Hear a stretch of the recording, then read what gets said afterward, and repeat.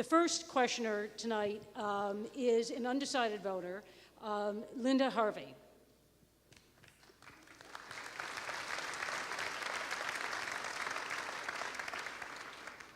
Good evening, Congressman. Thank you for your vote on Saturday night.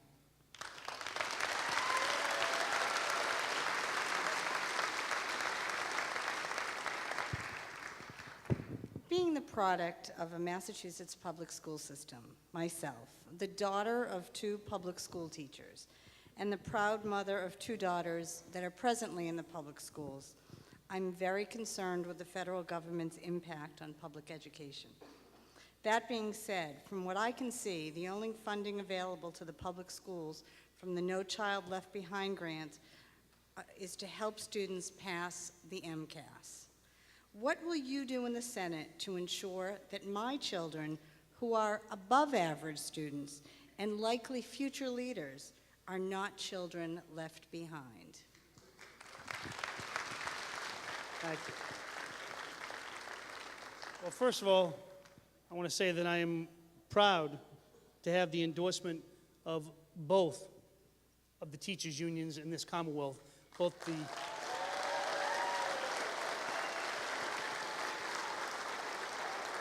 the Mass Teachers Association and the American Federation of Teachers. I'm very proud of that.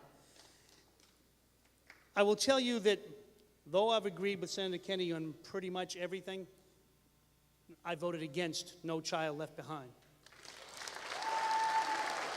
And I did it, though I respect the senator very much, I just thought on that issue, though the concept was right, I'm a former mayor.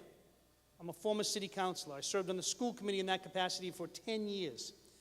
And the worst thing that was ever done to us was unfunded mandates by the federal government and the state government.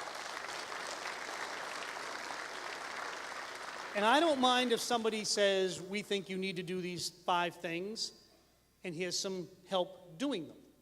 But if they say, here's these 5 things to do, and we're not going to give you any help, you have to use your own resources, that is a recipe for disaster to take away money from those very children you're talking about.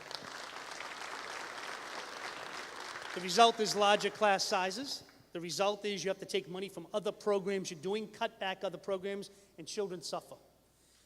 For me, I think the federal government should be a partner, not just in education, but in local government across the board. There was federal revenue sharing. Of all people who actually put it in, I'll say this very softly, it was Richard Nixon. But he was right. He had it right. The federal government should be sharing the burden of educating all of our children.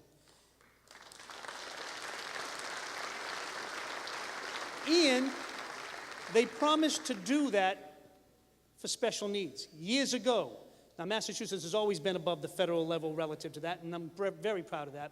But years ago, when the federal government finally put in a special needs program to say that we can't leave those children behind, they promised to give us 40% of the cost of that, and they have never exceeded 5% until a couple of years ago. They're up to a little bit less than 10%, I think the number is now. So for me, the best thing the federal government can do for local education is to provide money and then get out of the way. I don't think that members of Congress or people in Washington are better equipped to educate children than the people here in the Commonwealth of Massachusetts or the people in the individual cities and towns.